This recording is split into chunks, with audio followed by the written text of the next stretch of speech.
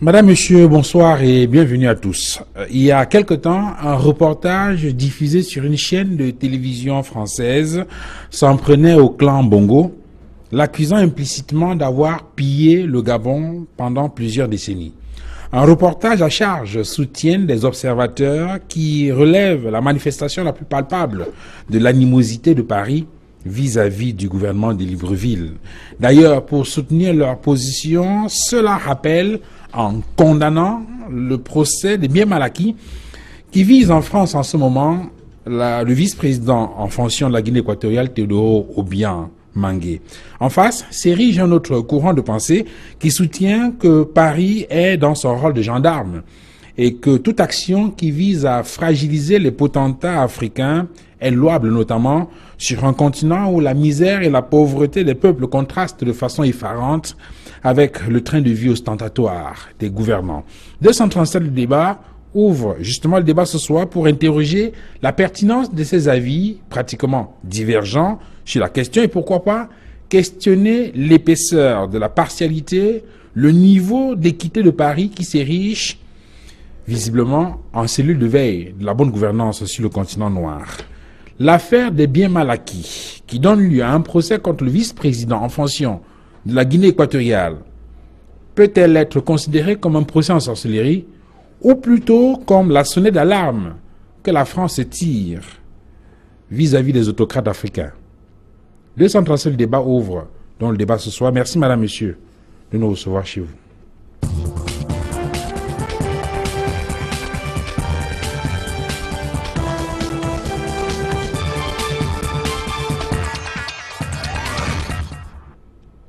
Voilà. Bonjour, bonsoir. Bonsoir Duval, bonsoir aux copanélistes. Et merci d'être venu sur ce plateau. Le plaisir est le mien. Voilà, je vous présenterai de façon très simple comme avocat au barreau du Cameroun. Tout simplement, merci infiniment d'être venu. C'est vrai qu'on vous voit très actif sur d'autres terrains, notamment la question de défense des droits de l'homme. Donc, merci infiniment d'avoir accepté de venir échanger avec nous sur ce plateau. J'introduis Isaac Essamé, bonsoir. Bonsoir Duval, bonsoir à tous. Merci d'être venu sur ce plateau. C'est moi qui vous remercie de m'avoir invité. Voilà, vous êtes consultant sur les questions de décentralisation et très attentif aux questions politiques, notamment les questions qui touchent l'actualité internationale. Infiniment merci d'avoir accepté donc de venir discuter avec nous ce soir. Merci. Patient Dôme, bonsoir. Bonsoir Duval. Merci d'être venu. Très heureux d'être sur ce plateau aujourd'hui. Bonsoir à mes amis copanélistes. Voilà, vous êtes homme politique et militant de l'UPC.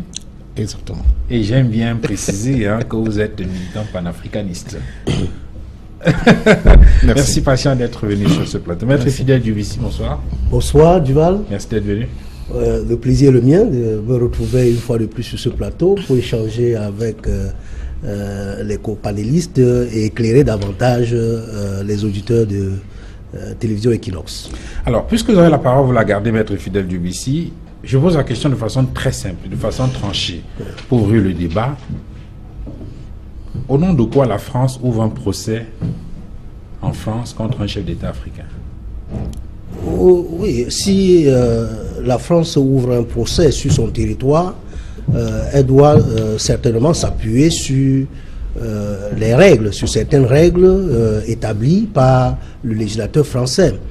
Et lorsqu'on observe, lorsqu'on lit le code pénal français, il se dégage au moins 3 règles sur la base desquelles les juridictions françaises peuvent s'appuyer pour juger des personnes ayant commis des infractions sur un territoire étranger et non pas sur le territoire français. Donc la première règle, c'est quoi? C'est la règle de la compétence nationale qu'on appelle, qui est dégagée du principe de la territorialité.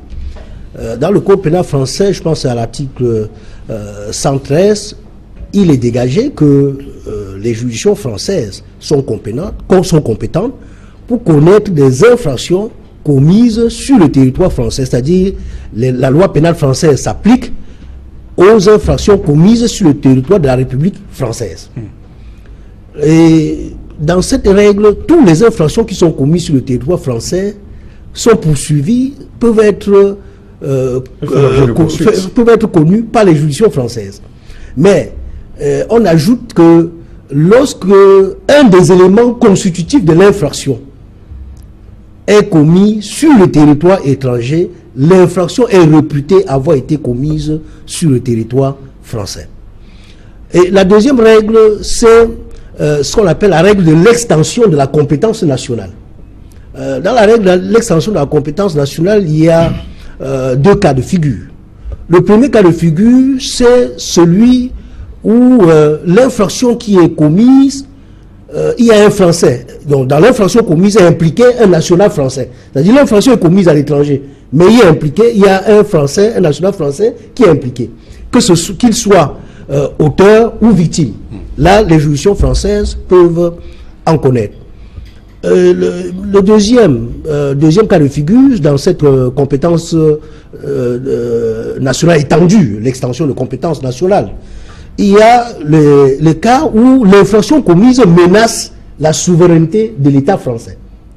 C'est-à-dire, ça peut être les infractions relatives à la fabrication de la fausse monnaie, la monnaie française, ça peut être l'euro maintenant.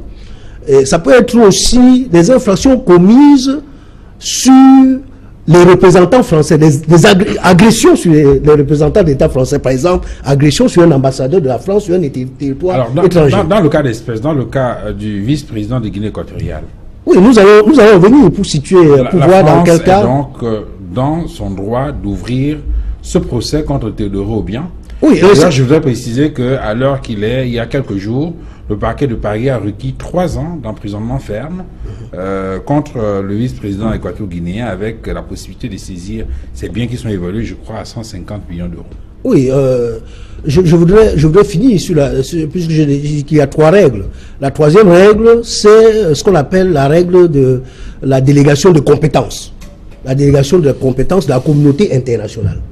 Et dans cette règle, il y a au moins 2 cas de figure. La première figure, le premier cas de figure, c'est en vertu des conventions internationales. C'est-à-dire en vertu des conventions internationales, lorsque l'infraction est commise n'importe où, l'État français peut connaître, même l'État camerounais peut s'en saisir. Lorsqu'il s'agit de la piraterie maritime, lorsqu'il s'agit de blanchiment de l'argent, lorsqu'il s'agit de la piraterie aérienne, lorsqu'il s'agit de la torture, lorsqu'il s'agit du terrorisme. À ce moment, en vertu des conventions internationales, là, chaque État peut connaître l'infraction, quel que soit le lieu où elle a été commise. Ou, dernier cas de figure, c'est lorsqu'il y a une résolution du Conseil de sécurité. Mais maintenant, pour en venir au cas du vice-président de la République équato-guinéenne, il se trouve que les biens qui ont été acquis sont sur le territoire français. Et apparemment, les deniers ayant servi à l'acquisition de ces biens résulteraient de détournements de deniers publics commis sur le territoire équato-guinéen. Donc, une partie de l'infraction semble être commise sur le territoire français. Donc, sur la base de la première règle que j'ai indiquée tout à l'heure, s'agissant de la compétence nationale, les juridictions françaises peuvent bien connaître de ce dossier. Ça dit qu'ici, il y a au moins un élément constitutif de l'infraction qui est commis sur le territoire français. Alors, Maître Boniface Bounou, on a écouté dans cette affaire-là, la défense indiquait qu'il y a une violation du droit international et que d'ailleurs cette défense s'apprêtait à saisir, à engager une procédure devant la Cour pénale internationale. Est-ce que on est là dans une bataille juridique qui risque finalement de déboucher sur une impasse? Non, il n'y aura pas d'impasse, Duval. Je pense que cette controverse, n'est-ce pas, rentre dans la droite ligne des obstacles, n'est-ce pas, qu'on a voulu opposer au déclenchement de ce procès. Souvenez-vous que ce procès a commencé depuis 2007. Cette procédure commence en 2007 par des plaintes déposées par Transparency International et l'association Sherpa.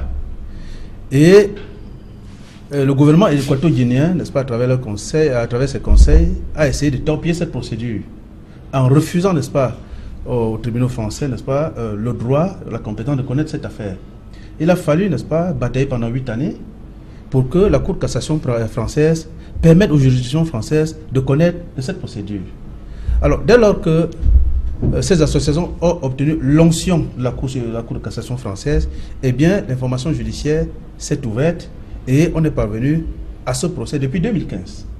Et depuis 2015 également, on a développé des manœuvres pour empêcher, n'est-ce pas, la phase de jugement. Alors, donc, il nous est revenu qu'ils ont saisi plutôt la Cour internationale de justice pour qu'elle dise si l'immeuble appartenant, n'est-ce pas, qui a une nature diplomatique, aujourd'hui, n'est-ce pas, peut être saisi par la France, peut faire l'objet d'un jugement par la France. Mais ce n'est pas ça le véritable problème de droit. On est en train de juger un individu pour des infractions. Donc, la majeure partie des faits se retrouvent commises sur le territoire français. L'immunité de l'immeuble qui fait partie de l'objet du délit, du corps de délit, ça viendra après, dans l'exécution de la décision, n'est-ce pas, qui sera rendue par les tribunaux français. Mais pas maintenant.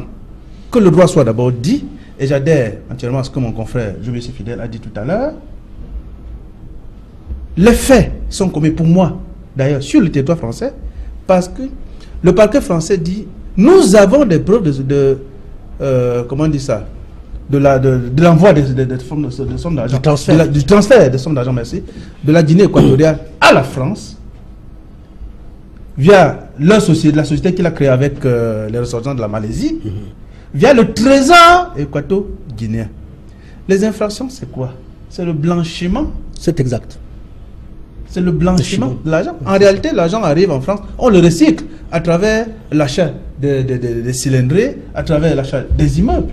Et c'est cela qui constitue l'infraction commise sur le territoire français. Maître Bounou, deux questions pour permettre peut-être aux téléspectateurs de bien comprendre et peut-être donner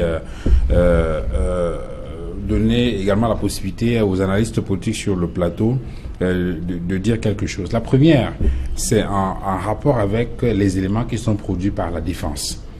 Tout à l'heure, on a parlé, donc, ils ont indiqué qu'ils vont saisir, je crois, la Cour internationale parce qu'il y a l'image de la Guinée équatoriale qui est traînée dans la boue. Et la deuxième chose, c'est que la Guinée équatoriale ne se plaint pas. Et donc, on ne s'est pas constitué partie civile dans l'affaire. On peut donc interroger l'opportunité de cette affaire-là. Une affaire qui, dites-vous, a commencé en 2007. Le sentiment qu'on a, c'est que, après avoir déclenché l'affaire, on a fait planer comme une espèce d'épée de Damoclès sur la tête des gouvernants équato-guinéens pour essayer de les dociliser. Au point où, se rendant compte qu'ils continuaient à s'entêter dans leur face-à-face ou bien dans leur jeu face à Paris, eh bien, on a décidé donc d'aller plus loin et de passer à la vitesse supérieure. Est-ce qu'il n'y a pas une dimension fortement politique dans cette affaire que vous analysez sous le prisme du droit, tout simplement? Non, il peut avoir une dimension politique. Mais restons-en d'abord aux faits. Il faut toujours avoir à l'esprit que parmi les victimes dans cette affaire se trouve une dizaine d'associations équato-guinéennes qui se plaignent dans cette affaire. Il faut également se dire que Transparency, ce n'est pas une association française. Son siège est en Allemagne. C'est exact. Sont exacts. En réalité, c'est des associations qui sont chargées de défendre des intérêts généraux. Ils ne défendent pas les intérêts d'un pays. Vous parlez un peu comme le conseil Marcini, je crois, de M. Théodorin Obiang, qui a dit, si ce monsieur a volé des biens appartenant à l'État équatorien, de quoi la France se mêle-t-elle? Par exemple. Par exemple. Oui, parce que mais justement, vous avez parlé d'une dimension politique. Allons un peu loin. Parce que chaque jour, des jeunes Africains partent mourir à la Méditerranée, au désert, au Sahara, parce qu'ils veulent aller chercher du bonheur en France. Pourquoi ils voyagent? Parce que ce bonheur ne se retrouve pas sur nos terres ici en Afrique. Parce que les biens sont pillés pour aller être recyclés en Europe. Et qu'est-ce que l'Union européenne a décidé de faire? De stopper les migrants sur leur terre en Afrique, en accordant parfois même des financements pour investir ici. Et si, à travers ce procès, on amène certains Africains, certaines pontes africaines, à ne plus détourner en Afrique pour aller enrichir ceux qui sont déjà très riches et d'investir chez eux, eh bien, je pense qu'il y a là une dimension diplomatique au-delà de la dimension politique. Donc, pour nous, ce procès, si vous le prenez sur cet angle, il est également justifié. Isaac Samé, quelle est votre analyse de cette question-là? Je dois dire que si l'on considère que les éléments pour lesquels le vice-président est poursuivi se trouvent en France, les juridictions françaises sont compétentes pour intervenir. Et c'est d'ailleurs le parquet financier français qui agit. Et les faits pour lesquels on poursuit le vice-président ne relève que pour l'instant des indices. Vous savez que le procès, le verdict final n'est pas encore là. Cela signifie que le vice-président continue à bénéficier de la présomption d'innocence. C'est tout à fait. Ce n'est pas coupable, c'est juste un procès. Et quand on va aller plus loin, vous allez vous rendre compte que rien n'indique qu'il sera condamné, puisque jusqu'ici, ce ne sont que des débats. On a renvoyé le procès. Et c'est là où la dimension politique vient. Est-ce que ce n'est pas un instrument de chantage, par exemple, qui pousserait, par exemple, l'État équato-guinéen à revenir sur un nombre d'accords avec la France? Parce qu'il faut toujours regarder. Lorsque vous observez les relations qui existent depuis longtemps entre la Guinée équatoriale et la France, ces relations ont souvent été au beau-fils. Mais à un moment donné, en fonction des intérêts des acteurs, vous vous rendez compte qu'il y a une rupture. Et quand il y a une rupture, les questions de règlement de compte entrent en jeu. Et donc, même si on s'appuie sur des éléments visibles, qui peuvent être l'immeuble, qui peuvent être les bateaux ou d'autres biens, il n'en demeure pas moins qu'au niveau de l'opportunité, il y a des élans politiques, il y a une sorte de règlement de compte. Et vous voyez très bien que cela ne concerne pas seulement la Guinée équatoriale. Ça a souvent concerné le Gabon même aussi avant. C'est-à-dire que lorsque le président n'arrive plus à marcher complètement dans le sens où ses partenaires d'hier le demandaient, on commence à chercher les poux dans la tête. Donc il y a deux choses à considérer là-dedans. Les éléments sur lesquels le tribunal correctionnel français s'appuie sont là. Est-ce que ça va donner lieu à une condamnation? On ne sait pas, l'affaire encore en cours. Mais l'autre dimension politique laisse bien entendre que c'est parce que les relations ne sont plus au beau fixe qu'il y a quand même ces actions. Alors, donc, je veux dire, comment vous voyez cette affaire-là? Est-ce que c'est une affaire fondamentalement judiciaire où il doit y avoir derrière des relents fortement politiques? Il faut d'abord commencer par remercier le brillant exposé de nos deux avocats sur le plateau. Je pense qu'ils ont expliqué les mécanismes, n'est-ce pas, qui régissent la justice dans ce cas précis. On peut tout simplement déplorer que peut-être que on va constater que certains pays, surtout les pays occidentaux, ont outrepassé même ces données-là, au point de s'arroger ce qu'ils appellent cette dimension universelle de leur justice.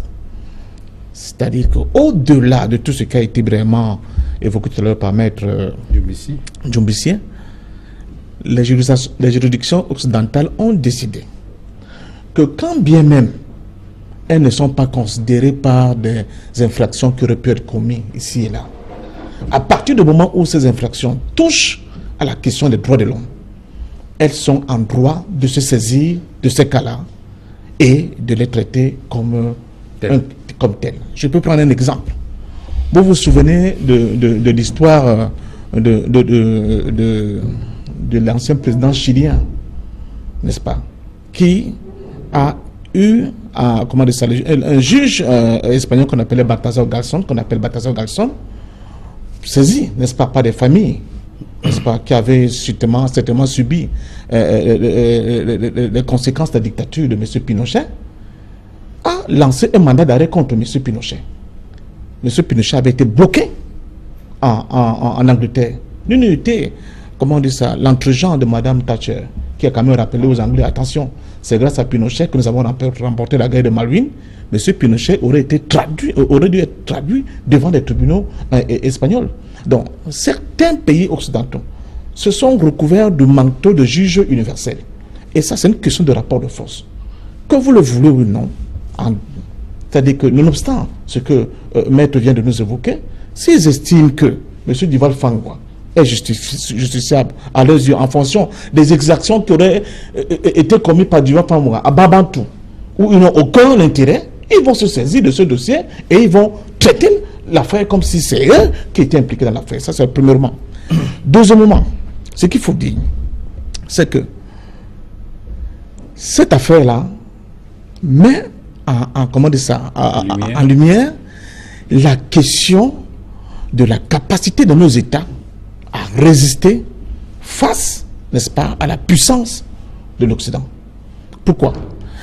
Parce qu'on le voit très bien, on peut faire le parallélisme informe, c'est-à-dire que si M. Obiang peut être jugé en France pour des biens mal acquis, est-ce qu'un dirigeant français comme Bolloré peut être jugé au Cameroun pour des biens mal acquis? Est-ce que M. Sarkozy peut être jugé en Libye pour ce frasque au niveau de la Libye? Cette question se pose. Est-ce que M. Sarkozy peut être jugé au niveau de la Côte d'Ivoire par rapport à ce que nous avons vu en Côte d'Ivoire? C'est des questions qu'on peut valablement se poser. Donc ça repose la question du rapport de force.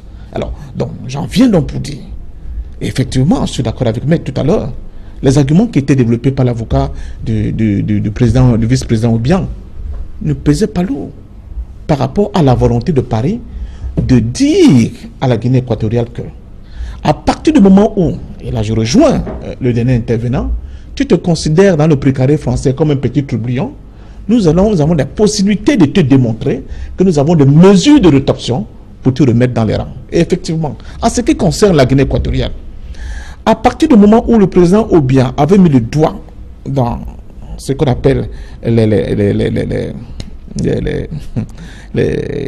par rapport au CFA, hein, la fameuse caisse là, comment on vous appelle encore, le nom m'échappe. Non, par rapport au CFA, la fameuse caisse de compensation, là on ne sait jamais où est parti tout l'argent qu'on appelle. Non, oh là là, je suis en plein débat. Bon, ça va revenir. Il a dit, mais on nous dit que notre argent doit transiter par là quand nous faisons du commerce avec l'extérieur, des comptes d'opération, merci. Mais on ne sait jamais ce qu'il y a dans ces comptes d'opération en termes d'avoir. On ne sait jamais ce que ce compte d'opération a pu dégager comme intérêt. Pourquoi quand nos économies sont en difficulté, nous ne pouvons pas recourir à ces comptes d'opération pour essayer de résorber nos difficultés? À partir de ce moment-là, quand le président Obiang a mis le doigt dans cette affaire-là, vous avez vu, les affaires sont déclenchées contre lui. Tout s'est emballé. Et à partir de ce moment-là, le vice-président Théodorin Obiang Nguema n'a plus commandé ça, le sommeil tranquille. Mais après l'avoir dit quand même, maintenant qu'on l'a dit, il faut aussi noter quand même. Il faut dire à nos dirigeants d'arrêter. Il faut dire à nos dirigeants d'arrêter. La gabégie qui est propre à nos dirigeants, leur manière de se comporter vis-à-vis de nos peuples d'abord, de leur peuple au peuple, et la manière dont ils jouent avec la fortune publique, je pense qu'il faut qu'ils arrêtent. Parce que, de toute façon, c'est eux qui m'ont donné les verges à l'extérieur pour que se fasse lacérer le dos violemment, comme ce que nous voyons avec le cas de la Guinée équatoriale. Avant de revenir sur cette question, Maître Fidèle Djoubissi, vu sous cet angle-là, je veux dire, à partir du développement que vous avez fait, on a le sentiment que rien ne peut donc finalement échapper à cette justice française. Parce qu'en prenant les règles que vous avez évoquées, dans tous les cas et dans toutes les situations, ils sont capables de se saisir de toute affaire et de juger et de mettre qui veulent en prison. Parce que là, c'est vraiment étendu. Vous avez parlé de compétences nationales, compétences élargies ou étendues. Ça veut dire qu'un peu comme pour reprendre la caricature faite tout à l'heure par patient, on est capable d'aller vous chercher n'importe où. Il a pris Babantou, je parle de Kolofata, ou je ne sais pas à qui Sangani, je ne sais pas où, hein, et vous retrouvez là-bas et vous jugez et vous punir. Parce que finalement, cette justice-là donne des bras tellement longs. Jusqu'au finish. Oui, je ne pense pas, Duval, que la compétence des juridictions françaises ou des juridictions ou des autres juridictions des autres puissances est illimitée. Même les juridictions camerounaises sont capables d'interpeller ceux qui ont commis des infractions sur le territoire étranger. Pour aller dans le même sens que patient, parfait. C'est une question de rapport de force. C'est une question de rapport de force. Si nous pouvons affirmer notre puissance, nous sommes capables d'interpeller même un ministre français ou même un président français sur le territoire camerounais pour des infractions qui sont commises dans le cadre délimité par le droit pénal international. Parce que lorsqu'on parle de compétences par délégation de la communauté internationale, cette compétence n'est pas illimitée. On dit c'est en vertu des conventions internationales. Et les conventions internationales ont indiqué les infractions pour lesquelles les juridictions peuvent revendiquer la compétence universelle. Donc, en dehors de ce cas-là, il n'est pas possible qu'un État puisse poursuivre le citoyen d'un État étranger pour des infractions commises à l'étranger. Donc, et si cela arrive, on peut dénoncer, et il y a des possibilités de faire des recours, même sur le plan international. C'est-à-dire, il y a la Commission des droits de l'homme auprès de l'ONU, où on peut dénoncer et avoir gain de cause. Nous avons vu souvent nos concitoyens ici aller auprès de la Commission des droits de l'homme de l'ONU, et qui ont un gain de cause. Donc, il n'y a pas, je ne pense pas que les États européens, parce qu'ils sont puissants, peuvent tout se permettre. Il y a le cadre qui est délimité dans lequel ils peuvent opérer. Alors, Maître Boniface Bounou, tout à l'heure, patient a toujours dans le même sillage, pour essayer de comprendre jusqu'où peut aller, par exemple, les Africains. Il a parlé tout à l'heure du parallélisme de forme. Jusqu'où peuvent aller les Africains. Il a pris quelques exemples. Il a pris le cas Pinochet. On pourrait ajouter le cas Noriega. On pourrait ajouter d'autres cas. En Afrique, il a parlé tout à l'heure de l'implication de la France dans le renversement de Kadhafi, ou bien de la fin de la crise politique entre Griffes en Côte d'Ivoire. Les uns et les autres reviennent très souvent sur les frasques des forces de l'ONU, c'est-à-dire les États-Unis et la France, par exemple, dans le génocide rwandais, entre autres. Alors,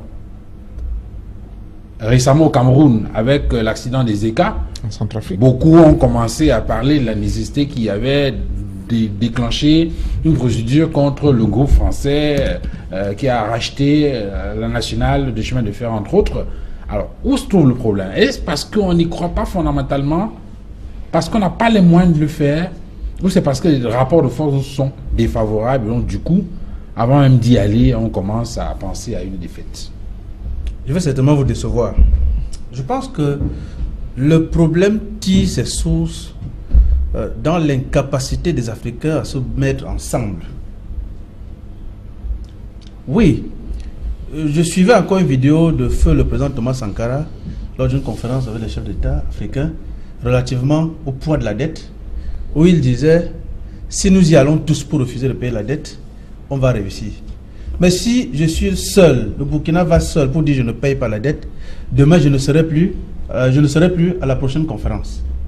Il avait tout résumé. Si les États africains se mettent ensemble pour combattre ce dictat hexagonal, il me semble, n'est-ce pas, qu'ils vont avoir gain de cause. Mais lorsqu'on va en rang dispersé, lorsqu'on joue les malins, comme ça se passe sur le terrain aujourd'hui, eh bien, ces États, n'est-ce pas, vont continuer à subir ce que vous appelez, n'est-ce pas, les affres de l'Occident. Je vous donne une illustration. Lorsque cet Occident nous a proposé les APE, pendant que la majeure partie des pays d'Afrique centrale est encore en train de réfléchir, ou alors en train de s'opposer, eh bien, le Cameroun va nuitamment signer les APE intermédiaires. Il s'agit là de la fissure de la solidarité, n'est-ce pas, qu'on était en droit d'attendre face aux APE.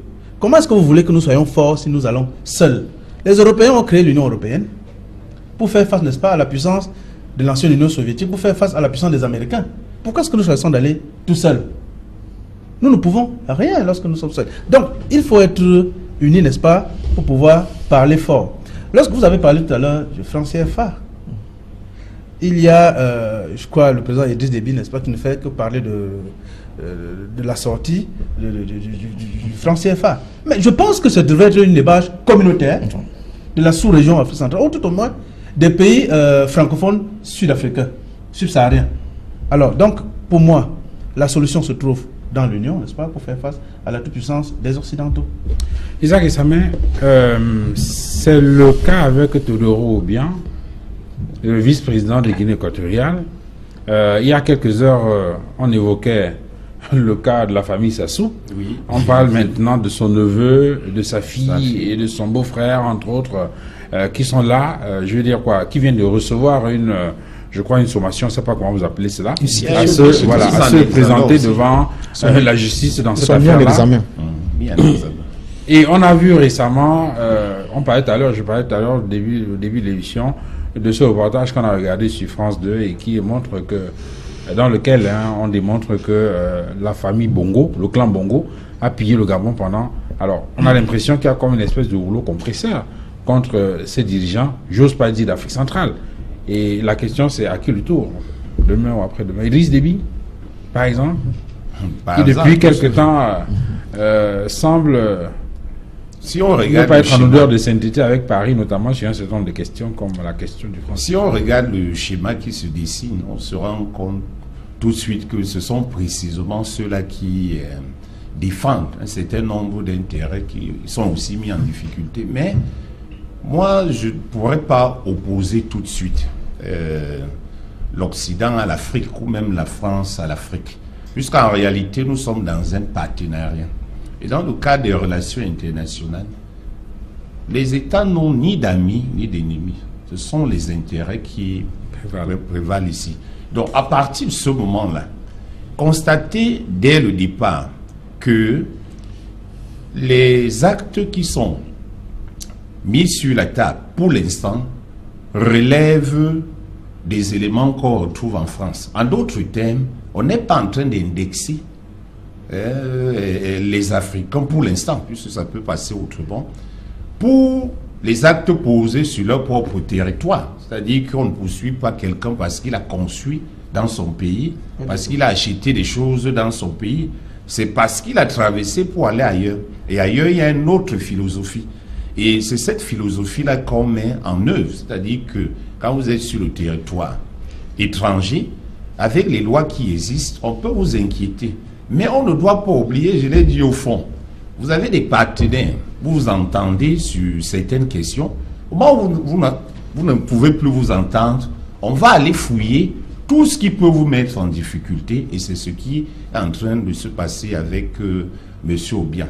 Mais maintenant, la démarche des ONG, parce que ce sont les ONG qui ont porté plainte, et même des juridictions françaises, peut être perçue comme une démarche acceptable. Pourquoi?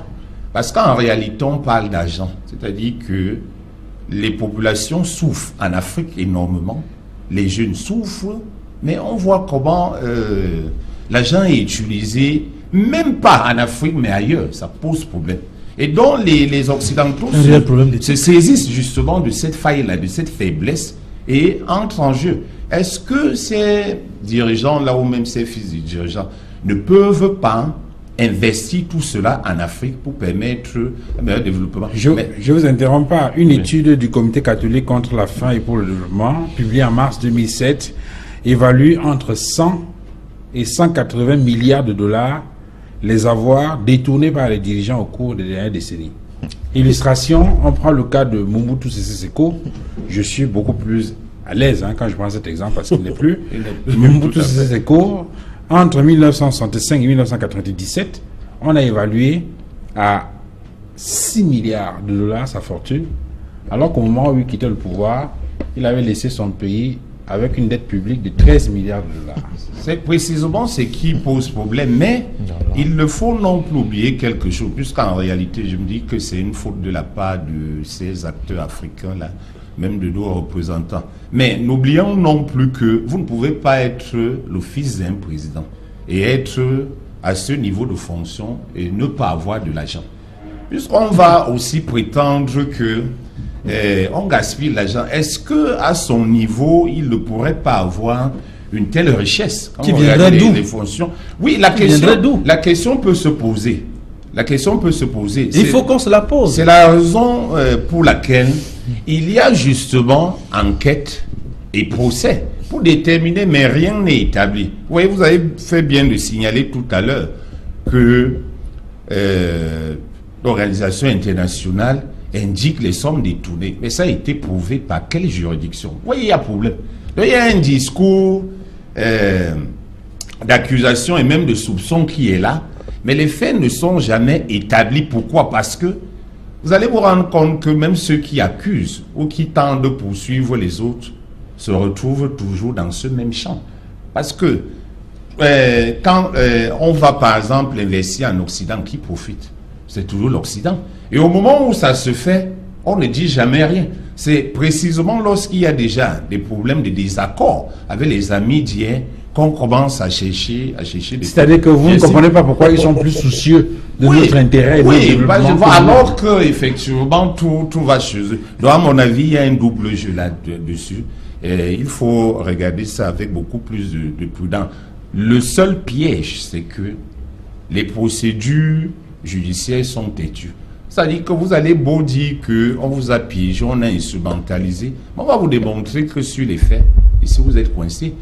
Voilà pourquoi moi je dis à l'avenir, par exemple, il faudrait que les gens soient beaucoup plus prudents. Et on sait que nos chefs d'État se veulent aujourd'hui beaucoup plus panafricanistes. Donc les investissements, j'ai dit, doivent se faire en Afrique. Lesquels de vos chefs d'État sont pas C'est-à-dire que même si les fonds sont pas donnés, ça existe. Alors ça existe bien sûr. Donc patient francophone, c'est curieux de savoir. Moi j'ai mon opinion. Il y a des panafricanistes qui sont là. Il y en a qui veulent. Bon, si je peux prendre par exemple le cas de Kagame aujourd'hui, quand on voit ce qu'il fait pour son pays, on peut estimer qu'il souhaite que l'Afrique avance. Et vous savez que pour une action africaine forte, vous l'avez dit, il faut des actions communautaires. Mais si dans la communauté vous vous rendez compte qu'on est en train de vous empêcher d'avancer, vous faites comment? Voilà, je vais appuyer sur... Avant de la parole à la patience. Oui, je voudrais dire, à la suite de Isa Issamé, qu'il faut pas oublier que le droit est un instrument de la politique. Et lorsque, et Parfait l'a bien relevé tout à l'heure, qu'il faut qu'on évite de prêter le flanc. Et la politique, c'est une affaire de rapport de force.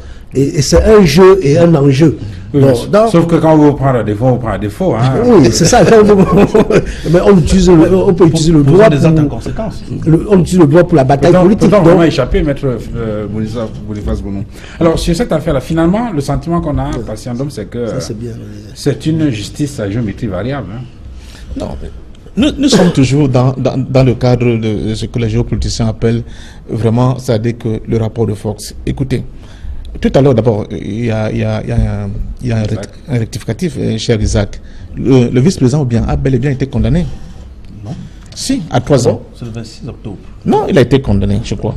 La décision a requis 3 ans. C'est le 26 octobre. Merci. La paix en délibéré. Deuxièmement, je m'excuse. Deuxièmement, c'est par rapport aux États-Unis. Vous savez que les États-Unis ont une loi qui est claire. Quel qu'en soit ce que leurs soldats font comme dégâts à l'extérieur, aucune nation hors des États-Unis n'a le droit de jeter leurs soldats. C'est à nous de prendre ces lois aussi. Rien ne l'interdit. J'en viens. Rien ne nous interdit. J'en viens. Troisième cas. Nous avons vu ici dernièrement en Centrafrique, tout à côté de nous, l'histoire des jeunes centrafricains qui ont été abusés par les soldats français. Vous savez qu'il y a des commissions, alors que les journalistes avaient pratiquement fait un travail excellent pour démontrer que ce fait était avéré. La justice française s'est saisie de ce cas-là. Et on a abouti à quoi? À un non-lieu. Et on voit très bien la Centrafrique dans l'état de délabrement actuel. Ils ne peuvent pas, la justice centrafricaine ne peuvent pas se saisir de ce cas-là pour justement ester ces soldats-là en justice. Alors, c'est là où on revient à ce que Maître disait tout à l'heure. Et moi, c'est mon motif depuis que j'occupe certains plateaux pour dire aucun de nos pays là, quand on prend nos pays, quand on les regarde bien, on les analyse, ne peut s'en sortir seul. C'est vrai. Les enjeux sont devenus tellement énormes que nous sommes comme des Lilliputiens vis-à-vis de ces gars-là. On ne peut pas, par rapport aux autres nations, nous en sortir. Nous sommes coincés à tous les angles. Le programme économique. C'est un pessimisme très dangereux. Ce n'est pas un pessimisme. C'est comme si l'Afrique doit s'asseoir et ne plus rien faire. Au contraire, vous permettez. Au contraire. Regardez nos programmes économiques. Ils sont pratiquement validés par le Fonds monétaire international et la Banque mondiale. S'ils ne donnent pas leur OK, on a l'impression que rien ne va se produire. Ils ne vous appellent pas. Ils exigent que là, il faut dégraisser, là, il faut privatiser, là, il faut... On nous donne des injonctions et que nous sommes obligés d'appliquer. Alors, quand vous dites que ce n'est pas le pessimisme, mais c'est un état de lutte, c'est un constat que nous faisons. Moi, j'ai dit que c'est dangereux de le dire. Je connais les Africains, quand vous parlez comme ça, ils disent c'est fini. Ils vont commencer à attendre tout de Dieu seulement. Dieu vient nous sauver à la fin. Quand vous le dites, non, il veut encourager partout, il n'y a plus... Non, il veut encourager à l'union. Il en appelle à l'union. D'où mon appel à l'union. Je dis, quand on prend sur le cas de l'Afrique centrale, c'est nous sommes plus de quelque chose comme 3 millions de kilomètres carrés. Nous aurons une population qui va avoisiner pratiquement 50 millions d'habitants. Dans cet espace-là, nous avons pratiquement 3 à 4 producteurs de pétrole. Dans cet espace-là, nous avons au minimum 3 à 4 producteurs de bois. Dans cet espace-là, nous avons au moins 3 à 4 producteurs de diamants. Dans cet espace, nous avons peut-être tous produisent de l'or, etc., de gaz, etc., etc. Si nous mettons nos efforts en commun, vous vous imaginez ce qu'on peut produire comme puissance et comme force? Mais tant que chacun de nous, Maître l'a si bien relevé tout à l'heure, estime qu'il est le plus malin, le plus intelligent, il va négocier en solo, pour lui, je pense qu'on n'ira nulle part. Et j'ai bien l'impression, Maître, là j'en viens, que ce n'est pas pour le peuple que nos dirigeants se battent. Ils se battent pour eux-mêmes. C'est exact. Ils se battent pour préserver plutôt leur fauteuil. Et c'est là le hic, c'est là où le bas blesse. Parce que si ces gens-là avaient un tout petit peu le sens de l'intérêt national, ils auraient bien compris que les États-Unis, c'est aussi un regroupement de plusieurs États. L'Europe l'a fait. La Fédération de l'Union soviétique, même comme la Russie a été dépecée, c'est pratiquement la même chose. Pourquoi nous, en Afrique, on a subi 400 ans d'esclavage, un siècle de colonisation. Nous sommes encore pratiquement depuis un siècle dans le néocolonialisme avec un bâton qui vient de l'extérieur. On estime que chacun de nous, tout petit que nous sommes, Guinée équatoriale, Gabon, on va s'en sortir et on va défier les monstres qui sont en face de nous. Je dis non, ce n'est pas possible. Et quand on regarde sur le plan culturel, nous sommes le même peuple. Qu'est-ce qui nous empêche de nous mettre ensemble pour défendre nos intérêts à l'extérieur? Tout simplement, chers amis, parce qu'à la tête de nos États maintenant, j'ouvre les yeux, je le dis, nous avons des satrapes qui pensent que le pouvoir c'est pour eux et pour leur famille. Il faut arrêter avec cette affaire-là. Il faut qu'on aille vers des solidarités communes qui vont permettre à tous les Africains de mieux vivre. Tant que nous serons encore en train de dire on va défendre nos chefs d'État parce qu'ils sont attaqués par l'étranger, en même temps on nous explique quand même que pendant plus de 40 ans, la famille Bongo, avec 18% du pétrole qui était produit au Gabon, mon cher ami. On nous explique que le petit Ali Bongo, à peine au pouvoir, a acheté 29 voitures de luxe.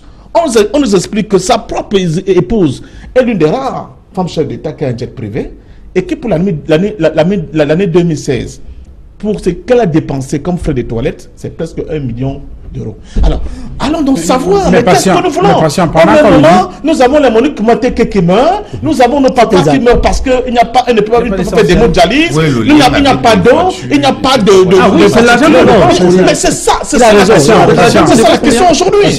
Donc, pendant que vous le dites, il faut préciser, parce que dans le cadre du Gabon, pendant que vous le dites, il faut également indiquer ce que l'entreprise française gagnait dans ce pourcentage-là.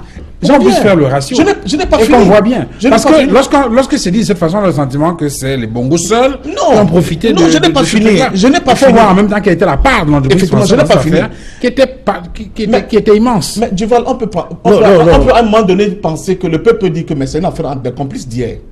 Est-ce que vous comprenez? Parce que cet argent-là, quand il était détourné, il était déposé dans les banques françaises. Les Européens le savaient. Dans les paradis fiscaux, le monde de la finance internationale, les États-Unis et consorts le savaient. Ils savaient bien que l'argent est détourné chez nous pour être déposé chez eux. Souvent, cet argent-là est utilisé pour être de nouveau prêté aux Africains sous forme de dette après. Donc, ils le savent tous. Mais c'est à nous, Duval. Quand on sait d'où on vient, on doit se projeter dans l'avenir en aimant son peuple, en travaillant sur son peuple. Le poste de chef d'État, ce n'est pas un poste de rockeur. Ce n'est pas un poste de justicier ou bien de noceur. C'est un sacerdoce. C'est quelqu'un qui se dit, je me donne à fond pour travailler, pour être au service de mon peuple, pour aider mon peuple à sortir du marais dans lequel il a enfoncé. C'est une question de patriotisme au point. Ce n'est pas une question de dire, il faut que j'ai 12 Ferrari, 40 bêtes les faire à la main, etc. etc. Parce qu'au même moment, nous avons des enfants en plein dans nos capitales, les principales capitales africaines, où les enfants vont à l'école, sont assis à même le sol. Dans des pays où... C'est scandaleux. Maître Bounou, vu sur cet angle-là, Maître Robert Bourgi peut continuer à se pavaner partout. Mais non. En Afrique, en Europe, après tout ce qu'il a fait, parce que le problème, c'est d'abord nous-mêmes. Mais le problème, c'est fondamentalement... Oui, mais vu sur cet angle-là, Bourgi peut continuer à se balader. Non. Oui, mais c'est le sentiment que vous donnez. Non. Il transporte les mallettes. Je vous en prie. Il négocie les marchés. Je vous en prie. Qui sont gagnés essentiellement par des Français. Je vous en prie. Même s'il y a des petits strapontins qui sont collectés par les chefs d'État africains. Et donc, le reste, c'est cool, quoi. Avant de revenir sur le problème, l'aspect Bourgi, je voudrais que chacun ait en esprit que ce procès, au bien, a été déclenché, non pas par l'État français. C'est exact. Mais pas des ONG. Des ONG. Nous avons dit effectivement. Et le parquet, qui est sous la botte de l'exécutif, a tout fait pour empêcher que ce procès n'ait lieu. C'est exact. Je voudrais qu'on le comprenne. Parce que tout le monde est en train de dire c'est la France, c'est l'État français qui est derrière. Le parquet est le bras séculier de l'État français. C'est exact. Et ce parquet a obstrué ce procès. Il a fallu que la Cour de cassation, n'est-ce pas? Ça dépend de qui était aussi au Je pouvoir. parle de faits. Faut regarder. Nous parlons justement. Je parle de faits, je parle de l'État français. Celui qui était au pouvoir incarnait l'État français. Alors, c'est lorsque la Cour de cassation a permis que ce procès a eu lieu. Ce procès commence en 2007. Et je reviens à mon voisin de gauche. À l'époque, Obiang ne parle pas encore des comptes d'opération. C'est exact. Donc il ne faudrait pas qu'on crée de l'amalgame. Oui, mais la Guinée équatoriale est un Eldorado. Et donc, il n'y a pas de problème qui se pose. En 2007, qu'est-ce que la pose. Guinée équatoriale est vraiment de façon fondamentale? Il n'y a pas encore pris la BEAC. Donc il faudrait que nous fassions attention. Donc, je dis, le mal arrive par les Africains que nous sommes. Robert Bourgi arrive en Afrique grâce aux Africains, pas les Africains. Si Omar Bongo lui fermait la porte, il n'y aurait jamais de mallette. Si les présidents des pays d'Afrique centrale lui fermaient la porte, il n'y aurait jamais de mallette et qu'il n'aurait rien fait à personne. C'est exact. Il faut qu'on arrête. Qu'est-ce que Bourgi a fait? C'est parce que nous lui avons permis de venir prendre notre argent pour aller engraisser les autres qui sont d'ailleurs très riches. Il faut que nous arrêtions. Je reviens à M. Essaoué. Il a dit tout à l'heure quelque chose d'effroyable. Il a dit, dès lors qu'on est fils de chef d'État, on peut comprendre que M. Théodore Obiang soit aussi riche que ça. C'est extraordinaire. C'est extraordinaire. Il n'y a qu'en Afrique centrale qu'on peut entendre ce genre de discours. M. Théodore a 48 ans. En même temps, les fils chefs d'État ne sont pas des clochards. J'allais en venir. S'il m'avait dit qu'en tant que fils de chef d'État, il est directeur général d'une société, voici son salaire. Et sur la base de son salaire, voici ce qu'il a pu faire, je comprendrais. Qu'il est opérateur économique. Voici ce qu'il gagne par an. Voici ce qu'il gagne par mois. Bon, j'aurais compris. Permettez-moi d'aller jusqu'au bout. On vous a dit. Son père chef d'État depuis 79. Oui. Ça fait 38 ans. Oui. Et il est seul enfant? Non, je vais juste préciser, c'est pour mettre la on nous a dit que ce monsieur a commencé par faire des affaires. Je ne sais pas quelle affaire qu'il a faite. Mais il a créé une société avec les ressortissants de la Malaisie. Une société qui fait dans le bois. Qui fait dans le bois. Ouais. Pourquoi? Parce qu'il était ministre des Forêts. Vous voyez, vous dites déjà qu'il a au moins une société. Ah non. Allons-y. Allons-y. Il a une société dans son pays qui lui permet de payer autour de bras 30 millions de dollars aux États-Unis pour une transaction. Pour ne pas être poursuivi. C'est de cela qu'il s'agit. Alors, vous avez vu. Je suis en train de vous le dire. Hein? Il a payé facilement 30 millions de dollars aux États-Unis. Parce qu'il était ministre, n'est-ce pas? Vous ne connaissez pas ce qu'il a investi en Italie. Vous ne connaissez pas ce qu'il a en Belgique. Vous ne connaissez pas ce qu'il a ailleurs au Brésil. Ce n'est pas interdit, mais je voudrais simplement vous dire qu'il a prêté le flanc. Et s'il a prêté le flanc, il faut que la justice agisse. Alors, sur cette question, moi je reste sur ma question. De Bourgi. Oui. Je peux? Allez-y, patient. Parce que, justement, excusez. Non, en ce qui concerne Bourgi, tout à l'heure, je suis partiellement d'accord avec l'analyse de maître. Mais pas seulement. Parce que, rappelons-nous quand même que nous ne sommes pas dans des États souverains. Bourgi était le go-between ou bien le garçon de course de qui? Du grand Foccart. Quel est le chef d'État qui aurait pu dire non à Bourgi? Quand Bourgi venait de dire, papa m'a dit que, papa m'a envoyé faire ceci. Donc, en réalité, c'est la faiblesse, justement, de nos indépendances qui ont permis que des individus comme Bourgi écument cet espace et fassent ce qu'ils ont essayé de faire là. C'est une honte, c'est une insulte vis-à-vis des peuples africains de voir un individu comme Bourgi, n'est-ce pas, se pavaner, se bomber les torses en disant c'est grâce à moi que tel a pris les Chines, c'est grâce à moi que l'autre a mis les Chines. Justement, on parlait des juridictions tout à l'heure. Si nous avions des juridictions, réellement indépendantes, M. Bourgi aurait déjà été présenté devant un juge. Pourquoi? pour complicité de détournement de fonds publics, pour complicité de blanchiment d'argent, pour complicité des motifs, les avocats sont là, ils peuvent continuer à il a reconnu qu'il transportait il a reconnu qu'il transportait les malades. Qui a donc porté donc c'est plainte un contre lui? bandit. Voilà sa question. C'est un brigand alors- ce type. Mais le problème qui se pose, je dis, on revient encore à la faiblesse de nos États. Au fait que nous ne sommes pas dans des États souverains. Nous ne sommes pas assez forts pour nous opposer même à un petit bourgeois parce qu'il était, comment dire ça, le garçon de course du terrible Foucault, qui était le faiseur de roi dans notre espace. C'est de ça qu'il s'agit. Donc si on occulte cette réalité-là, on ne peut pas comprendre pourquoi jusqu'au jour d'aujourd'hui, M. Bourgi peut continuer à dire, à tel moment, je suis venu, il m'a donné 2 djembés pour donner à tel autre, etc. etc. Et sans compter, c'est que lui-même, quand on sait comment ça se passe, il devient pour ses propres poches. C'est inacceptable. Pourquoi Maître Robert Bourgi continue à se balader? Bon, ok, d'accord. Dans le cas de l'Afrique, on va peut-être dire que oui, les Africains ils n'arrivent pas. Mais même en France, ces faits d'armes ne sont pas très reluisants. On se souvient encore de son implication dans le suicide politique de Fillon. Est-ce que ce ne sont pas des éléments qui sont suffisants pour que cette justice française qui a les bras longs, qui a des pouvoirs pratiquement illimités, jusqu'à, vous avez dit quoi, Babouantou et Sangani, pourquoi il est toujours Bon, je pense que Bourgi a fait des déclarations sur des actes qu'il a commis. Et bon, en droit, on parle d'aveux. Il a fait des aveux publics. Et normalement, la justice devrait s'y intéresser, mais nous ne pouvons pas encore juger, nous ne pouvons pas encore présumer, parce que nous ne savons pas, peut-être que... Mais ça date, hein, Maître Dubuisson. Oui, même si ça date. Les réseaux Foucault. C'est le fait prescrit déjà. Pour que la justice puisse se mettre en branle, il faut d'abord enquêter, parce qu'il ne suffit pas seulement qu'on avoue pour qu'on puisse poursuivre, parce que l'aveu n'est pas la reine des preuves en droit pénal. Oui, mais au moins quelqu'un doit s'intéresser à cette affaire pour se rendre compte plus tard que ce n'était qu'un aveu, qu'il n'y a pas de fondement. Pour s'y intéresser, il faut d'abord enquêter.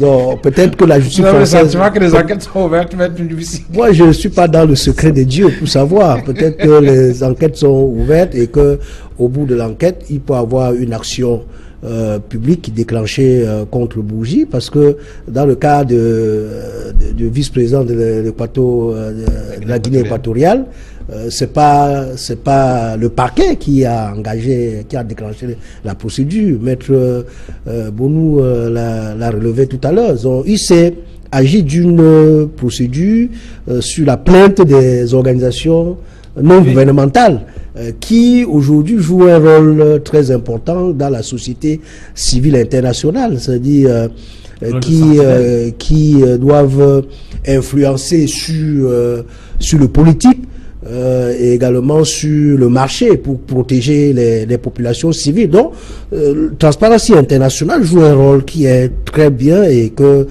s'il arrive que des personnes ou bien des dirigeants qui sont intouchables parviennent à spolier des États, il est tout à fait normal que les ONG s'y intéressent.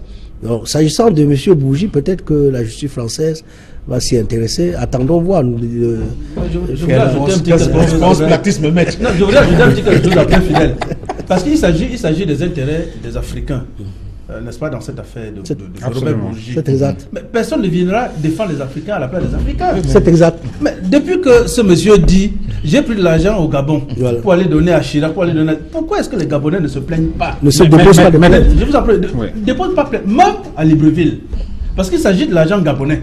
Vous attendez certainement que la France, sur laquelle nous tirons tous les jours, vienne encore nous aider à engager des poursuites pour nous. Mais en tout cas, émancipons-nous finalement.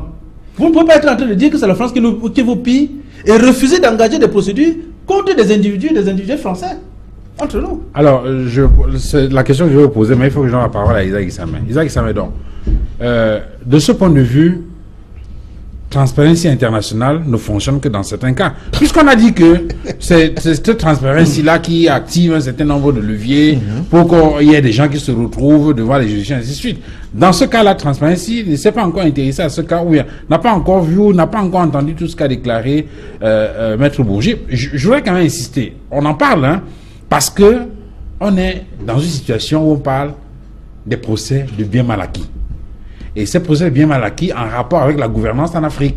Tout à fait. Et dans cette affaire de gouvernance en Afrique, il y a quand même quelqu'un qui a reconnu en Mondo Vision, dans plusieurs reportages, le dernier vient encore d'être diffusé sur une chaîne de télévision française, il y a moins d'une semaine, où quelqu'un reconnaît qu'il se déplaçait avec des mallettes, qu'il prenait de l'argent en Afrique pour aller financer des campagnes électorales, pour nourrir un certain nombre de leaders politiques en France.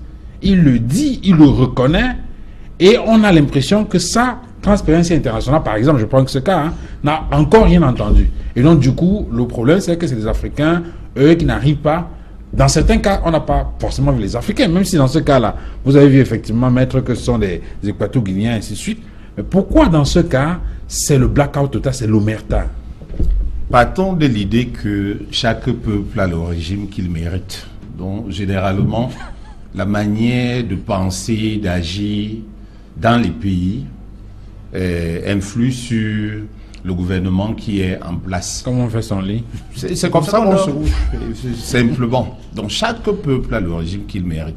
Maintenant, pour Transparency, non, mais il faut comprendre que Transparency est un acteur des relations internationales. Je n'ai pris qu'un exemple, j'aurais Oui. pu prendre d'autres structures. On a parlé de ce comité catholique, enfin, je ne sais pas quoi, il y a plein de structures. C'est la raison pour laquelle j'ai dit un acteur de relations internationales. Or, ces acteurs-là fonctionnent selon leurs intérêts.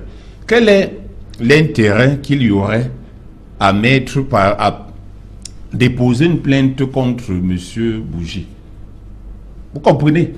Parce que on poursuit les gens parce qu'on a un intérêt. Ça, c'est la justice. Vous n'avez pas d'intérêt, vous allez agir où? Moi, je ne peux pas considérer que les Occidentaux nous aiment tellement. Je vous ai dit à la base, même quand il y a des transferts d'argent, ça va où? Mais ça va chez eux, non? Quand il y a des conflits, des guerres, et qui sont victimes, c'est l'Afrique. Donc, à un moment donné, dit que les organisations internationales, par exemple, jouent le double jeu, ce n'est pas faux. Ce n'est pas faux, dans la mesure où, en fonction des intérêts, on agit. Et tant que ces organisations internationales, et même les États, n'ont pas d'intérêt, vous ne verrez pas d'action. Et les Africains, très souvent, sur la scène internationale, on l'a dit tout à l'heure, ne sont pas très actifs et même dynamiques, fonctionnent en rang dispersé. Mais c'est aussi le contexte et l'environnement. C'est-à-dire que si vous allez faire les vox pop pour quartier, vous voyez comment les gens réfléchissent en Afrique, on peut bien se demander, mais est-ce que c'est difficile de comprendre ce qui nous arrive? C'est-à-dire qu'est-ce qu'on veut même avancer? Les gens entrent en conflit contre leurs frères. Les gens entrent en conflit contre leurs propres intérêts. Vous voyez que quand l'Occident est par exemple en difficulté, tous les journalistes occidentaux couvrent. C'est comme s'il y avait une action en synergie contre une cible ou un objet. Comme si on s'est passé le mot. Et effectivement, ce n'est pas le cas en Afrique. Donc, aussi longtemps que les acteurs ne vont pas suivre leurs intérêts, tant pis. Donc, on est dans le réalisme. Vous voyez que tous les États, toutes les organisations internationales, tous les ONG et même les individus qui fonctionnent dans le cadre d'abord de leurs intérêts de leur espace, ça marche. Mais ceux qui sont dans l'idéalisme avec la naïveté de croire que on peut s'asseoir et puis on reçoit tout, ou alors ceux qui agissent dans notre intérêt, ce n'est pas vrai. Et nous sommes en analyse politique, il faut comprendre que même sous le droit là, il y a ce qu'on appelle chez nous les montages, les tripatouillages et les usages du droit. C'est-à-dire, vous allez croire que c'est transparent, c'est par exemple qui a porté plainte. Matériellement, oui. Ça, c'est pour les juristes. Mais si on creuse au fond, vous allez retrouver qu'il y a, oui, il y a par exemple, mais si on creuse au fond, vous allez retrouver qu'il y a, oui, il y a par exemple une commande qui vient d'ailleurs. Et il ne faut jamais oublier cela. C'est pas simplement ce qu'on voit visiblement agir. Vous ne savez pas qui sont ceux qui sont à la base et qui traînent tout cela. Alors, Patient Dôme, il y en a qui ont compris le jeu, hein, visiblement. Ils ne font pas d'ennui avec la France. Ils sont dociles vis-à-vis de l'Hexagone. Ils continuent à piller leur peuple. Personne ne lève le doigt. et les choses avancent tranquillement. C'est peut-être la meilleure formule pour ceux qui sont les plus sages dans ces pays-là. Non, vous savez, avant de répondre à cette question, je vais embrayer dans ce que venait de dire notre ami tout à l'heure. Effectivement, même ces ONG ne sont pas neutres. C'est très dangereux de penser que la plupart de ces ONG sont uniquement dans la philanthropie, sur le plan moral. Non. Parce que pour essayer de comprendre l'action et l'activisme qui sous-tend le travail de ces ONG, il faut d'abord voir quelles sont les sources de financement. C'est très important. Alors, on va voir la plupart des ONG qui sont actives internationales au niveau de l'Afrique. Vous allez voir qu'ils ont, par exemple, comme financier un certain monsieur comme George Soros. Alors, monsieur George Soros, c'est ce milliardaire américain, je ne sais pas d'origine, je crois, hongroise, qui a décidé de retracer la carte du monde, surtout de l'Afrique, en imposant, n'est-ce pas, à la tête de nos États, de nos institutions, les gens qui sont, comment on dit ça, favorables à une certaine orientation de la politique mondiale. À partir de ce moment-là, justement, les cas comme celui que notre ami vient de soulever là, on peut bien voir que derrière Transparency se cachent bien des forces bien tapées dans l'ombre qui poussent pour que Transparency tape seulement sur un certain nombre de personnes. Parce que sinon, comment on peut comprendre que, excusez-moi, je suis sur le plateau d'Equinox, mais je dis comme des choses telles que je les vois, un criminel de guerre comme Sarkozy puisse encore vaquer tranquillement à ses occupations. Donc, où Transparency? Pourquoi Transparency ne s'occupe pas du cas de cet individu-là? Pourquoi que les Bush, tranquillement, sont dans leur ranch au Texas sans que personne ne vienne les embêter? Alors, l'action de Bush en Irak, c'est des millions de morts. Hein? Ce ne sont pas des bêtes qu'on a battues là-bas. Ce sont des êtres humains. Alors, comment on peut l'expliquer sans qu'il puisse avoir une quelconque réaction de la part de ces ONG? Donc, je pense qu'effectivement, ces ONG, pour la plupart, quand on regarde aujourd'hui ce qui se passe en Afrique, elles sont instrumentalisées pour affaiblir un certain nombre de personnalités ou bien de régimes qui ne sont plus au service des intérêts que l'Europe ou bien l'Occident essaie d'accepter comme valable pour leurs intérêts. Alors, donc à partir de ce moment-là, la question que m'avait posée, moi je pense que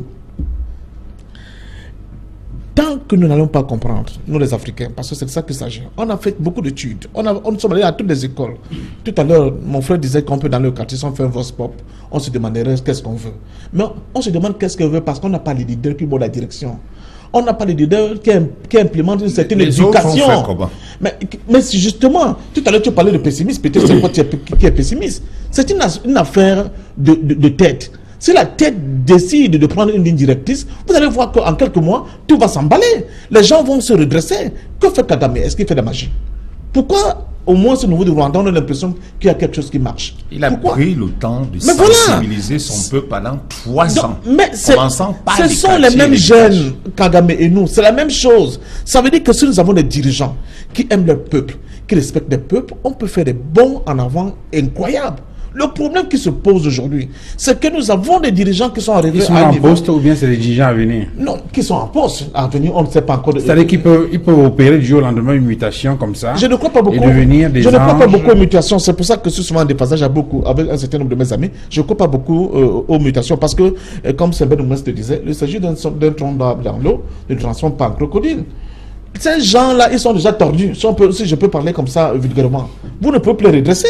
Comment vous allez redresser les gens qui pensent qu'ils sont là depuis 30 ans au pouvoir et que ce pouvoir leur a été octroyé par Dieu et on voit comment ils préparent leurs enfants pour leur succéder après? Comment vous pouvez redresser un type pareil qui a l'impression qu'il traîne tellement de casseroles que s'il se met de côté, il se fait des idées dans la tête que le peuple va bondir sur lui pour pouvoir le dévorer? Alors que dans le même parti, dans leur propre parti, ils ont des camarades qui s'appellent camarades.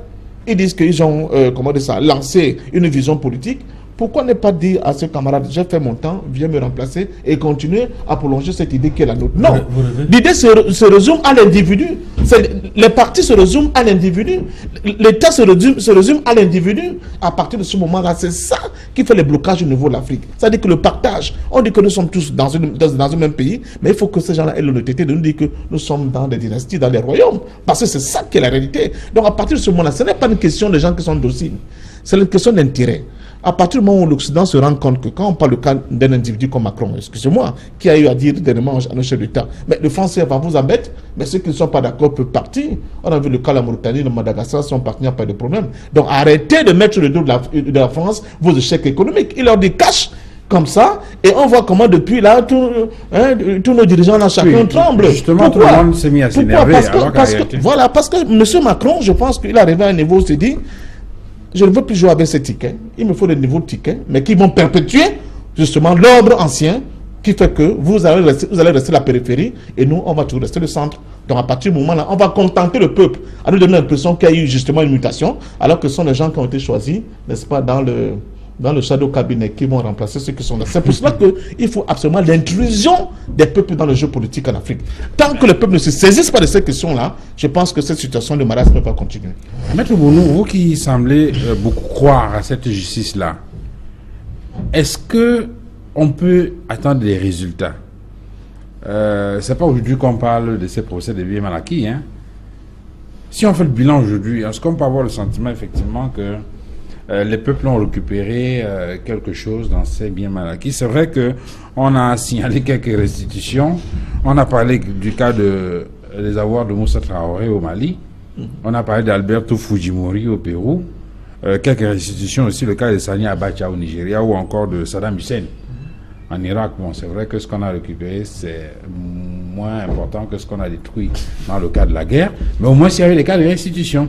Est-ce que ces éléments-là, aujourd'hui, peuvent nous conforter dans l'idée qu'il faut encourager ce type de justice contre le potentat africain dans le sens de protéger la gouvernance et de protéger les peuples africains?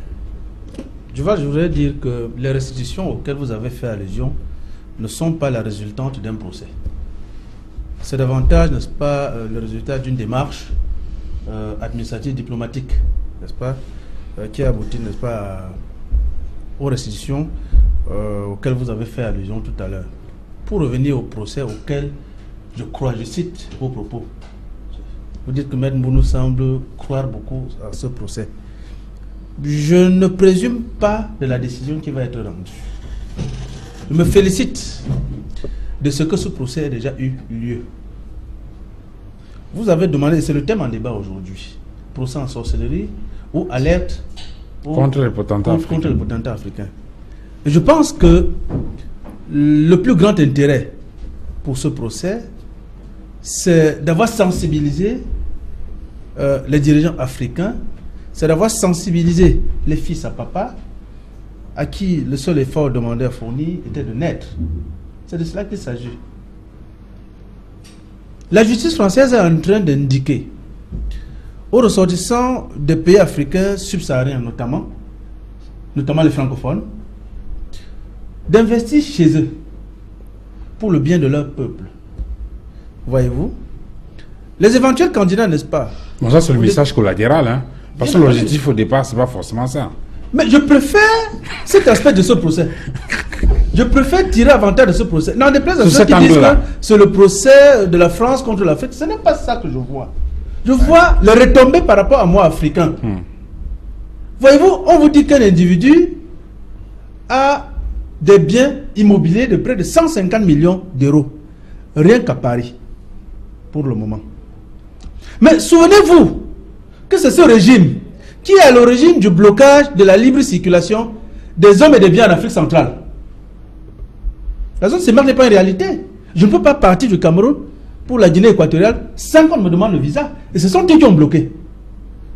Si ces gens avaient favorisé l'implémentation de la libre circulation des hommes et des biens en Afrique centrale, eh bien ce monsieur aurait pu venir au Cameroun, créer une plantation de culture de manioc pour nourrir les équato-guinéens,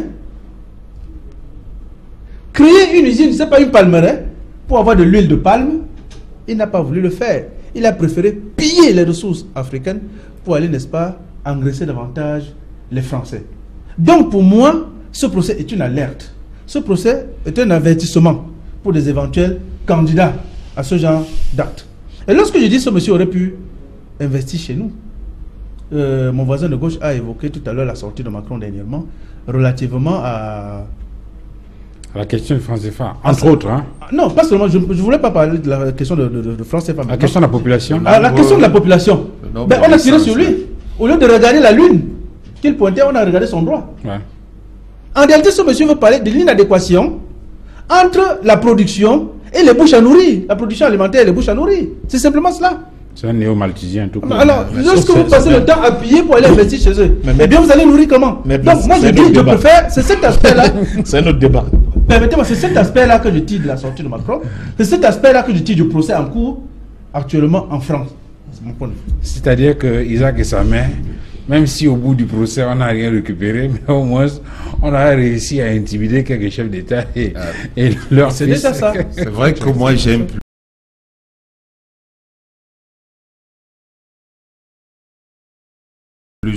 n'aboutissent pas fondamentalement lorsqu'il s'agit d'aider. Mais retenons que les procès qui intéressent généralement nos dirigeants ou leurs proches ne sont pas des procès qu'on peut considérer comme les autres. Parce que, je vous ai dit, très souvent, ceux qui les poursuivent ont souvent été avec eux. C'est des partenaires.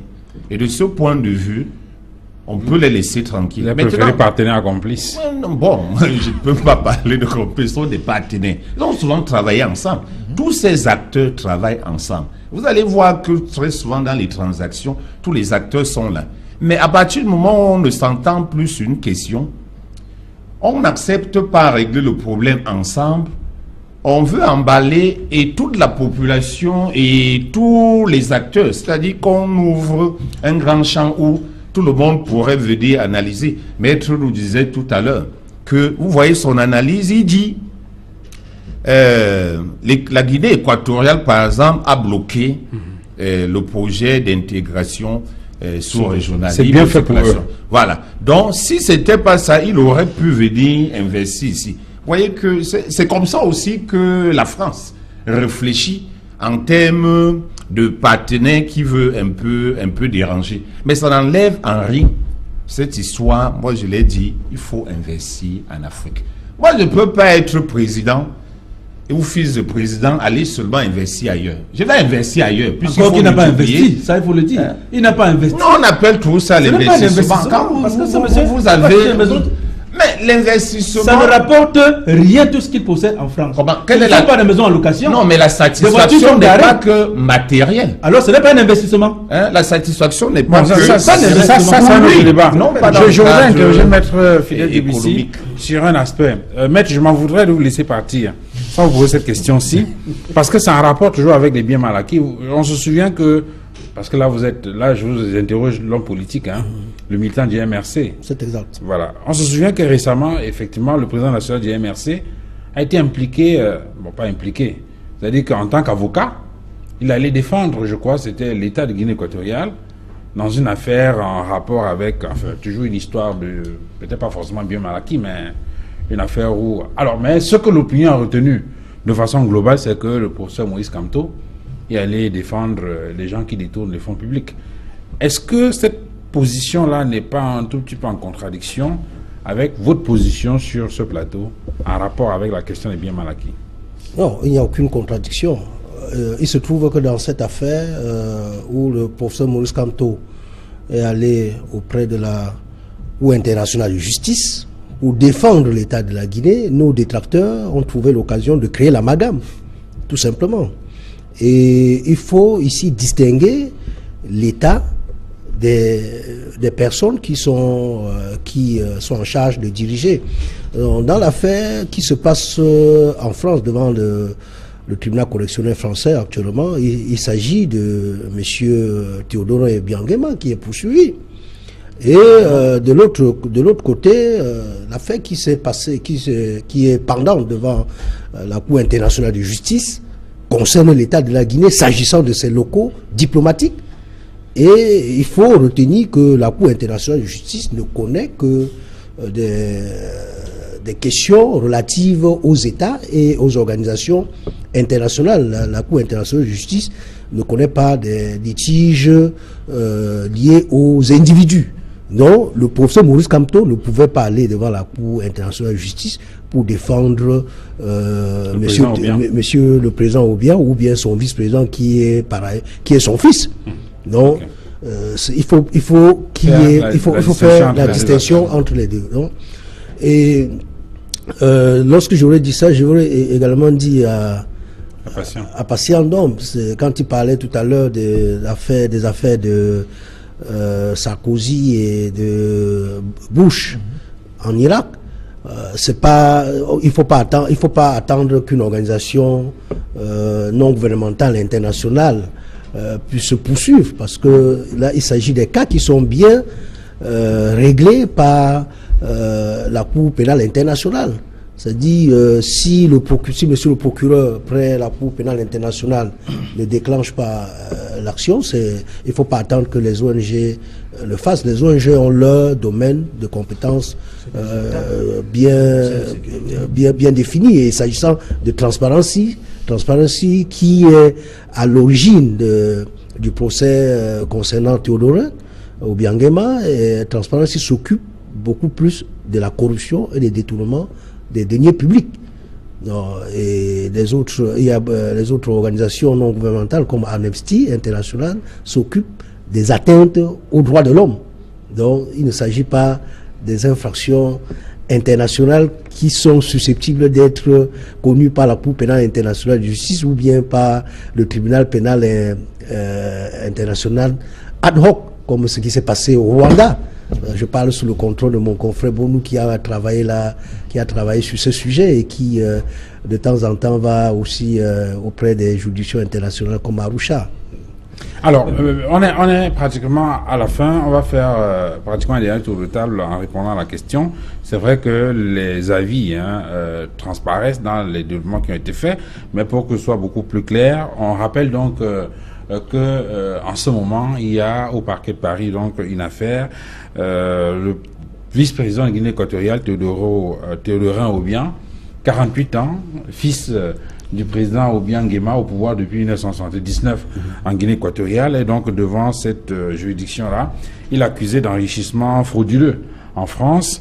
Et la défense parle de violation du droit international et voudrait engager dans une procédure devant la Cour pénale internationale. Et donc, les uns et les autres sur ce plateau, entre autres, vous prenez la parole d'abord, Maître Boniface Bonou, vous indiquez qu'en réalité, du point de vue du droit, cela est fondé et que le message qu'il faut faire passer, c'est qu'il faudrait que les chefs d'État africains arrêtent de piller leurs États pour garder ces fortunes-là en Europe, mais travaillent plutôt dans le sens du développement de leur pays et de leur peuple.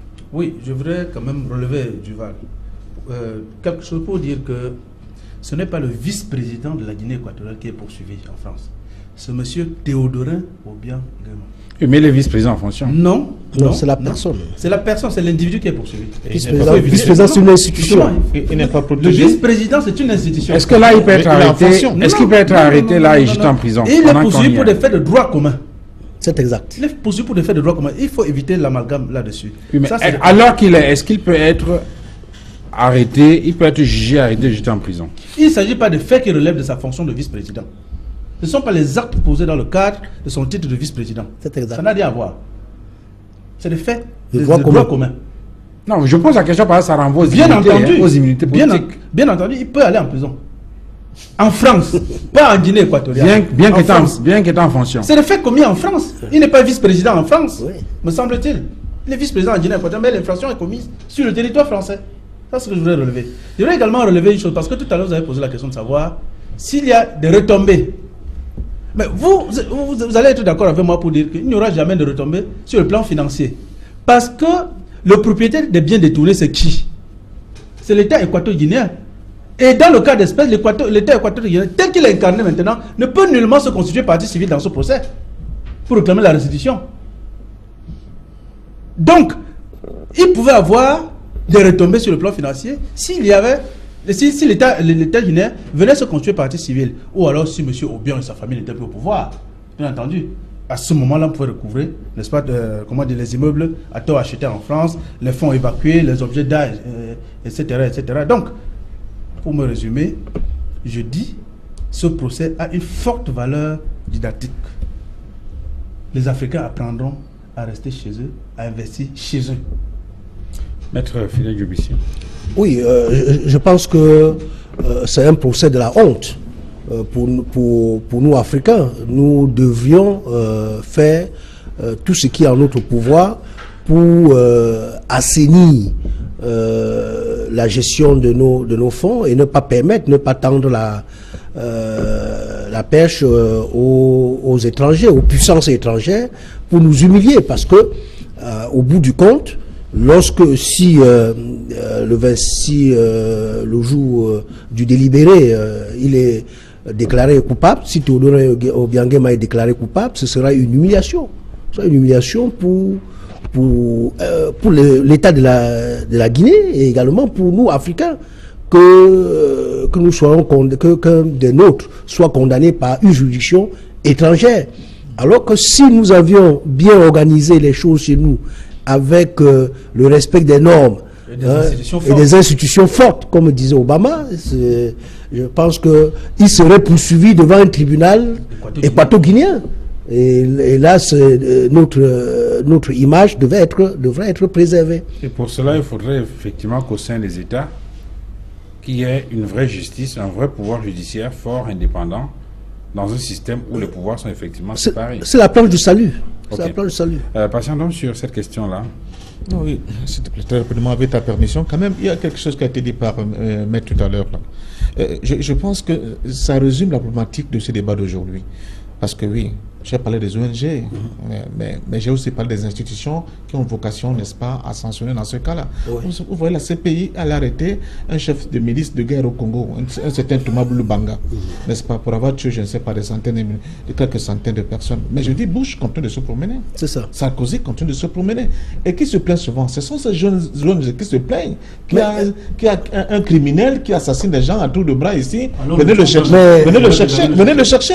Alors, mais non, le problème ne se pose pas ne tuons pas en Afrique. Le problème se pose la question du rapport de force sur le plan mondial. C'est ça, c'est le rapport de force sur le plan mondial. Donc ne dites pas que c'est parce que ces gens n'ont pas vocation. Non. C'est parce qu'ils ne peuvent pas le faire dans le cadre du rapport de force actuel, dans la faiblesse sur le plan des relations internationales que l'Afrique, surtout l'Afrique francophone, a aujourd'hui vis-à-vis de ces institutions-là. Oui, je voudrais dire patient. Je voudrais dire patient que lorsque Sarkozy ou bien Bush va en Libye ou en Irak, c'est toujours le rapport de force sous le couvert d'une résolution prise par le Conseil de sécurité. Oui, même si après de nature la résolution. Parce que dans le cas de la Libye, c'était l'établissement d'une zone d'exclusion aérienne. Cette fameuse résolution 1973. Mais après, c'est devenu les frappes aériennes. Voilà. Finissez rapidement. Et justement, pour le cas du vice-président Théodorin, tout à l'heure, avec la gestion française, voilà, Maître nous a dit quelque chose d'extrêmement grave. C'est-à-dire qu'une décision peut être rendue, selon Maître, où le vice-président d'un État indépendant, souverain, peut aller en prison. Est-ce que vous vous imaginez la réciproque? Est-ce que vous imaginez la réciproque? Admettons que M. Colomb, aujourd'hui qui est ministre en France, ait commis, je ne sais pas, des exactions comme ça au Cameroun. Vous vous imaginez qu'une réciproque pareille? C'est impossible.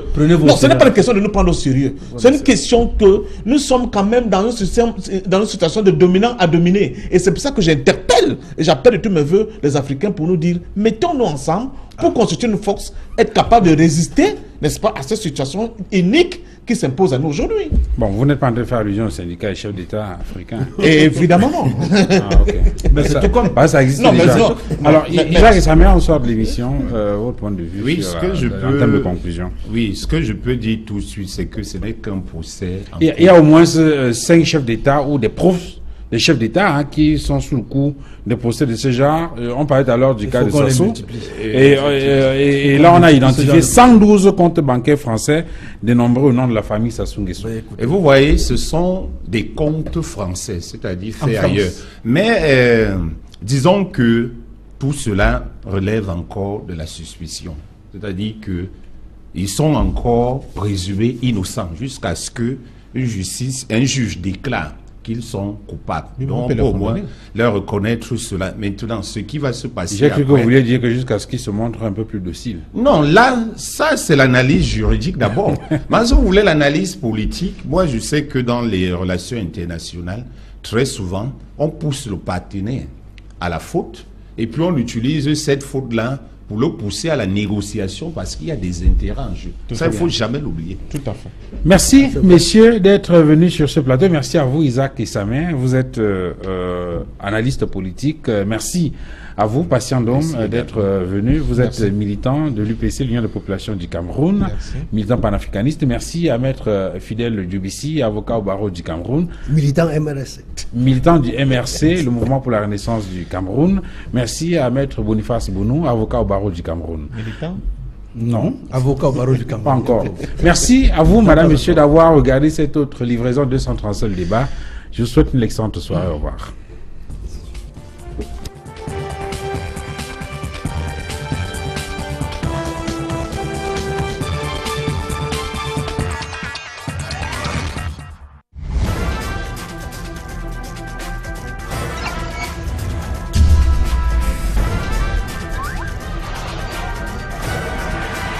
Equinox